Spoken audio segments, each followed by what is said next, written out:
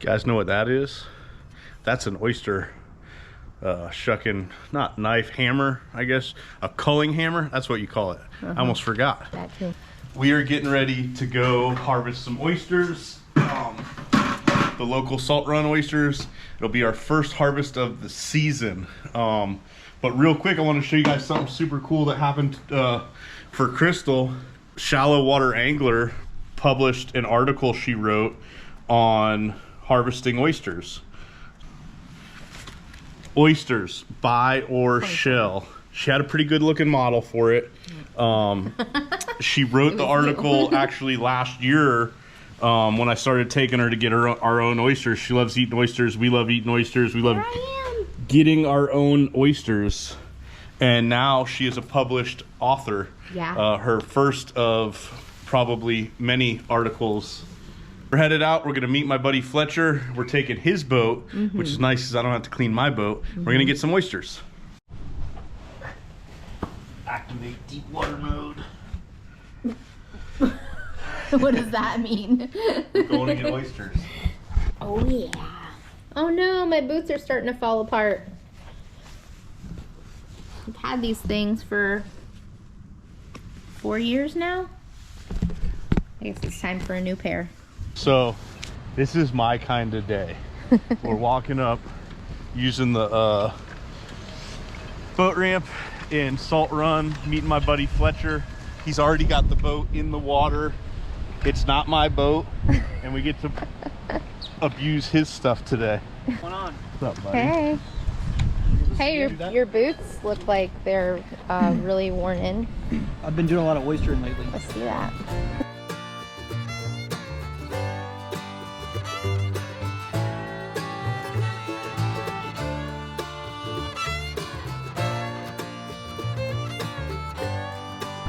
This is oyster weather right here. It's ripping out of the northeast, kind of chilly and wet, snotty.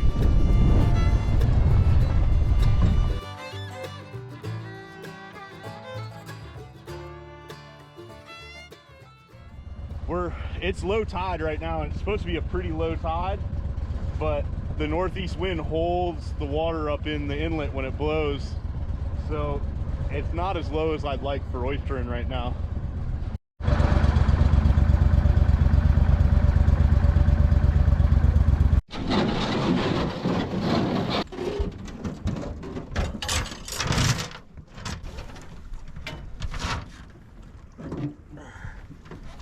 Oh yeah, these boots leak.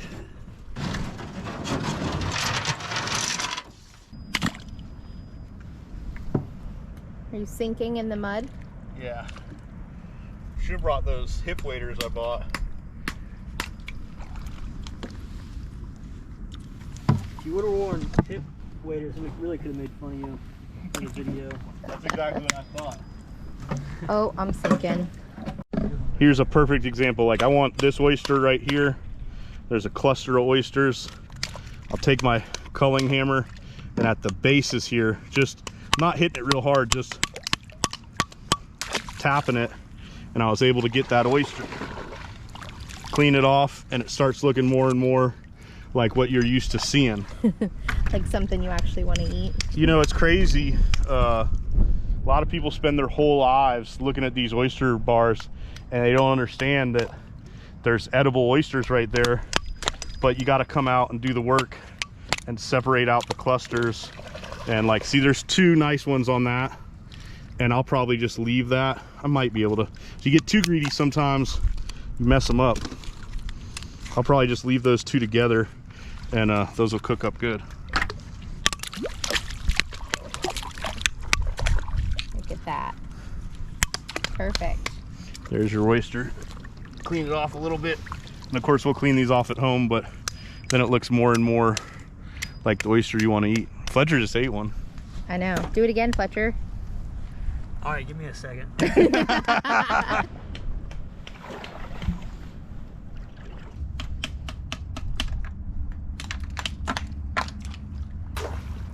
Really nice ones out here. Yeah. You wore your good windbreaker. It'll be okay. That's why I was strategically like looking for an old shirt to put on. It's just a little mud. To good ones are out here, man. Look at that one there. Tide just needed to drop a little bit. But some people do clusters. I like to go ahead and break them down into single oysters. You'll notice that these oysters don't quite look like what you're used to, and that's because they're wild oysters, and in the wild they want to grow more like that. Farm raised oysters, what they do is they put them in like baskets and shake them and stuff, and that causes the oyster to grow more round with a deeper cup, which makes a better oyster. But you know, these are just complete wild harvest salt run oysters, and they are salty. So that is why these oysters look a little different. Now we wait, it's not quite low enough yet, but we wait till the low tide, and the lowest of the tides, then you can walk out. And a lot of people think you can't eat oysters that come out of the water, but that's obviously not true because we eat them all the time. And there's a big commercial fishery here. Surprised you ain't seen the guys yet, but you know, like on a Friday before the weekend, there'll be 3-4 commercial guys out here harvesting oysters for market in town here. Another cool thing is, so Harold, you guys all know Harold, made me this cullen knife, and it says Tug Trash on it, but it got a little bit worn off. He made a little notch in mine. I don't know if you guys can see that notch there. So the oyster needs to be 3 inches to be legal from the hinge to the top. Not that you really have to measure very many, but you know, that's just, so I got a little gauge right on my culling knife. You know, and see, that's like kind of semi a cluster. You got an oyster on that side and an oyster on that side. But when we roast them up, they just roast them till they just pop. And then you got delicious oysters to eat. I forgot, this makes your back hurt a little bit. A little bit. If you're ever complaining about the price of oysters, 80 bucks a bushel or whatever it is right now, just remember, it's probably worth the money. Alright guys, so I'm almost done with my bucket, but I would like you to take note of the location of my 2 helpers sitting in the boat, Drinking beer. drinking a beer. Looking pretty. I'm the only one out here slaving away for these oysters. You're doing a great job. Uh-huh. This is a trophy oyster right here.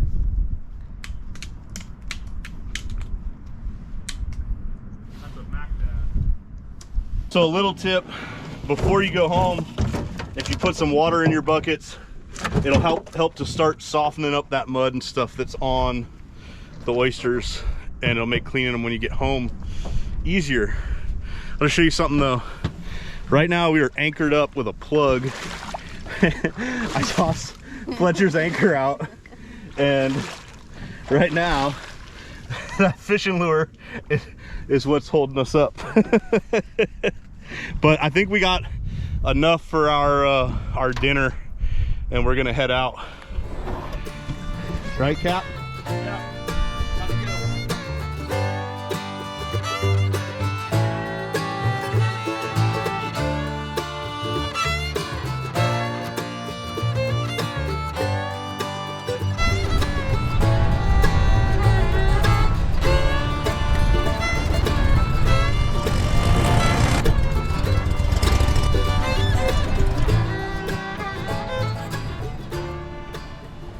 Lights on the boat this morning. Still What are you doing? They still don't work. No. I feel like lights are more like suggestions. Oh. Fletcher's got his Christmas socks on. Yeah, you know what? You guys started out making fun of my hip boots, but by the end of the day, definitely would have been sweet to have them on. Yeah, well. These things leak anyways. Are we going to the house to clean these oysters? Yeah, you want to do that? Yeah, that sounds good. Sweet. All right. Yeah. Listen, I'm not the smartest guy in the world, but you're the prettiest. I make up for it in common sense. Anyways, so this is where I usually clean my oysters. Whoa, whoa. Like I said, I'm not the smartest guy in the world. What'd you say about common sense? And I don't have any common sense. What I do, I dump them all out. And this isn't even a limit. A limit would have been 4 buckets. So we Wait, kept. hold on. Who has more? Me. My side is definitely bigger. And cleaning method is just like it looks. Dump them out on the concrete and start hosing. And I like to just move them around. Some people use like an electric pressure washer, or the commercial spot has this cool thing that like spins them and sprays them at the same time. Wow. I've seen guys with like cement mixers, and they'll put them in a cement mixer, it rolls them around, they spray at the same time, but we're low tech. Don't forget my pile.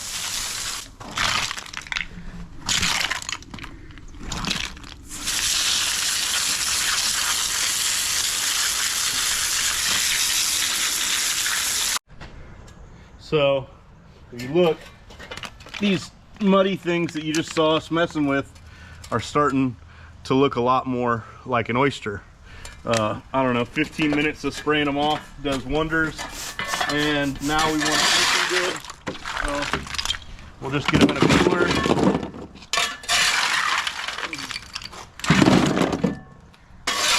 And a little trick, if you go get your own oysters and you don't want to eat them that day or like the next day, if you're going to hold them for 4 or 5 days, which is completely fine, actually ice them muddy straight how they were. They'll stay longer.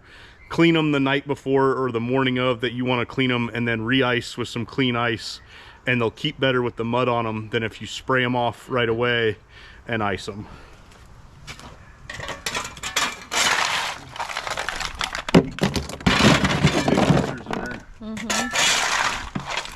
I picked all these. Not a single oyster got away from me today. So we're actually at Fletcher's house. He's got the oyster roasting equipment. He's got this sweet oyster eating table. It's got a hole in it so you can throw your shells down in the bucket as you eat them. But you can see these oysters cleaned up nice. You know, I know you guys are probably doubting us. We're out there pulling them out of the muck, but it works out well. And so we got the pot going here. Fletcher's gonna do the honors. Steamer basket goes in. You guys saw a second ago we got some bricks in the bottom of that. That way it doesn't sit down in the water. And you're gonna steam them just till they just pop just a hair. I don't know how many minutes it's gonna be, but a couple. We got the first batch coming out. We were inside talking. Might have cooked them just a hair too long, but here, hold this thing for a second, would you? I like them a hair too done. Do you? I don't know if I'm gonna do this right. Am I gonna pour these out? Yeah. Is that the right thing to do? I didn't know if you wanted to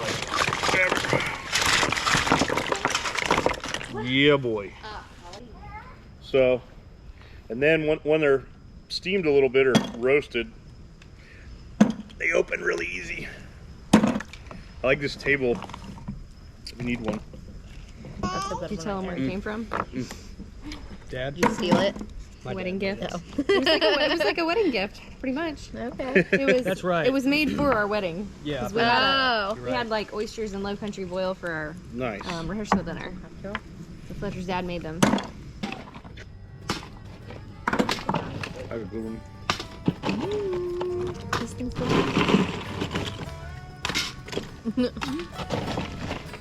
Put that camera on Fletcher where he's filling up the...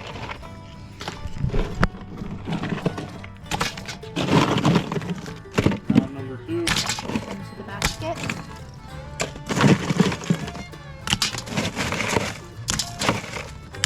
Good. They're good. I like just a little bit of lemon on them. Here, show you one. I got my toadfish shucking knife. It's the best there is. You know, a lot of different ones will work, but it's definitely the best one. Take the oyster, put it in like a rag or something, so mostly so you don't cut your hand. Push and twist like that. Take that knife, turn it upside down so the curved edge is like that. work it down under there, and that'll disconnect your oyster. Then disconnect that piece. Put your little drop of lemon in there, and delicious salt run oysters. Delicious.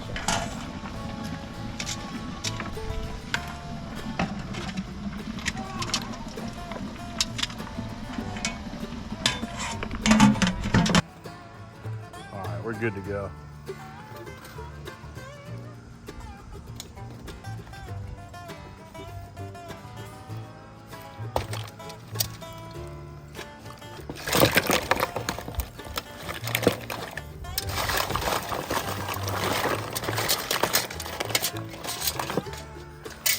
That's how you do it right there.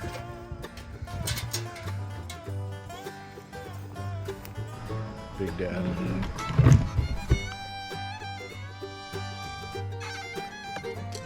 When I first started doing this, I used to always like, oh, you got to do it with a fire and the rag and all that stuff.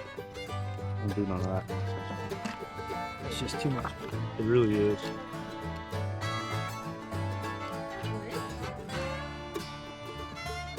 It's like cool to do. Oh, a good one. All right, so it's getting dark and harder to film. We're gonna keep eating oysters, but this is the end of this one. I hope you guys enjoyed it. I encourage you to go get your own oysters. And if you have any questions, drop them in the comments. We'll see you on the next one. Thanks for watching.